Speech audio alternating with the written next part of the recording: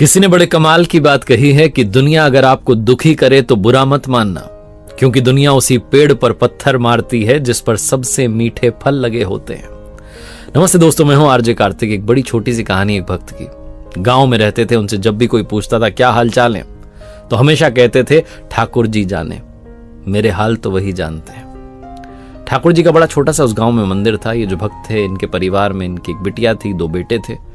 जब बिटिया की शादी की बात आई तो पैसा चाहिए था, पैसे नहीं थे घर में, तो उधार लेने के लिए गांव के सेठ जी के पास गए और पैसा लेकर के आ गए। धूमधाम से बिटिया की शादी की। कुछ साल बीते, इनके बच्चे जो हैं नौकरी करने के लायक हुए, नौकरी करने लगे शहरों में, तो पैसा आने लगा।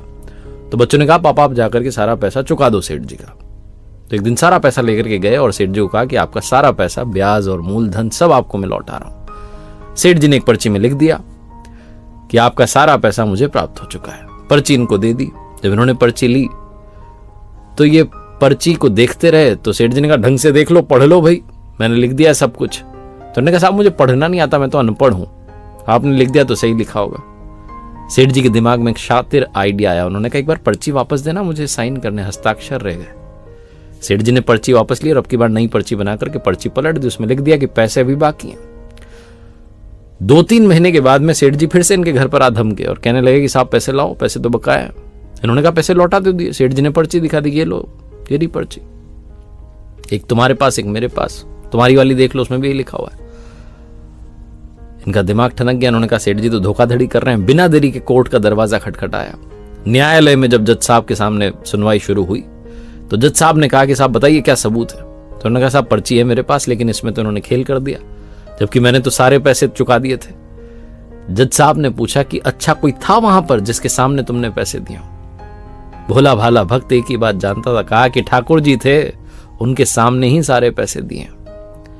जज साहब ने कहा कि अगली तारीख पर ठाकुर जी को पेश होना होगा। और पुलिस वाले गए ये नोटिस देने के लिए गांव में। तो वहां पूछा भाई ठाकुर जी कौन है यहां पर? तो गांव वालों ने कहा साहब यहां इस नाम का कोई व्यक्ति नहीं रहता, ठाकुर जी का मंदिर जरूर है। अब कमाल आप देखिए कि जिस दिन वो सुनवाई शुरू हुई, जो तारीख आई जिस दिन ठाकुर जी को आना था, तो जोर की आवाज लगी ठाकुर जी हाजिर हों, ठाकुर जी हाजिर हों।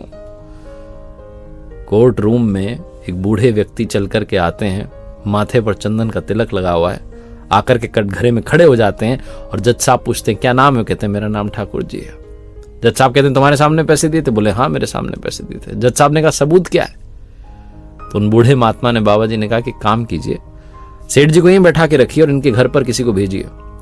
इनके घर पर बड़े से कमरे में 3 अलमारियां हैं। तीसरे नंबर की अलमारी में एक फाइल रखी है जिसमें 22वें नंबर के पेज पर एक पर्ची चिपकी, उसको मंगवा लीजिए। ठीक वैसा ही किया गया। उस पर्ची में लिखा हुआ था, क्योंकि वो ओरिजिनल पर्ची थी, सही वाली पर्ची, जिसमें लिखा हुआ था कि सारे पैसे प्राप्त हो गए। जज साहब उस चमत्कार के आगे नतमस्तक हो गए। उन्होंने कहा ये तो कमाल ही हो गया। फैसला जो था भक्त के पक्ष में सुनाया गया, सेठ जी को सजा सुनाई गई, ये सब वो सब। उसके बाद फटाफट से जज साहब जो है कार्रवाई समाप्त करके बाहर आए मिलने के लिए कि मिल लूं उन बूढ़े बाबा से, लेकिन तब तक जा चुके थे। अगले दिन जज साहब गांव में गए और गांव में जाकर के उन्होंने पूछवाया कि ठाकुर जी कहाँ रहते हैं, कौन है ठाकुर जी? लोगों ने कहा साहब इस नाम का कोई आदमी नहीं रहता, ठाकुर जी का तो सिर्फ मंदिर है हमारे गांव में, जाकर के दर्शन कर लीजिए।